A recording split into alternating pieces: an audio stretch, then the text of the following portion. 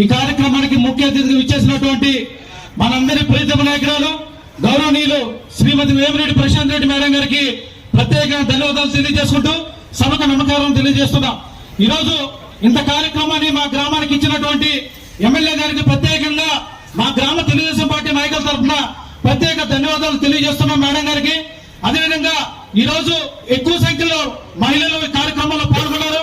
మీకు అందరికీ ఎన్టీ రామారావు గారు మహిళలకి ఆస్తిలో సమాన భాగం మగవాళ్ళతో సమానంగా మీకు కూడా ఇచ్చిన విధానాన్ని ఈ రోజు మహిళలకి గుర్తు చేస్తున్నాం. అదేవిధంగా ఆ రోజుల్లో కనీసం పాల అద్దులపై బతికే రోజుల్లో ఈ రోజు ఆ రోజు ₹2 కిలో బియ్యాలను ప్రవేశపెట్టినటువంటి డాక్టర్ నందమూరి తారక రామారావు గారు, అదేవిధంగా మండల వ్యవస్థను తీసుకొచ్చినటువంటి నందమూరి తారక రామారావు గారు, రాజకీయం అంటే ఏ విధంగా ఉంటుందనేది అది మండలానికి నియోజకవర్గ వ్యాప్తంగా పరిచయం చేసినటువంటి వ్యక్తి డాక్టర్ నందమూరి తారక రామారావు గారు. అలాంటి వ్యక్తిని ఈ రోజు స్మరించుకోవడం మా జన్మదిన సుకృతంగా భావిస్తున్నాం.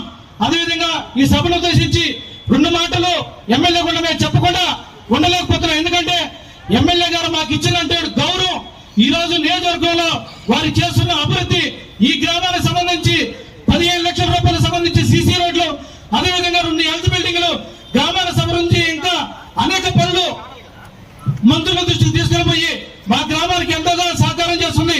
ఈ మండలంలో ఉన్నటువంటి ఇఫ్కో భూముల్లో అనాథకాలం అనేక మంది ఎమ్మెల్యేలు ఉండగా ఒక్కరు కూడా పట్టించుకోకుండా దాన్ని సర్వనాశనం చేసిన పరిస్థితి.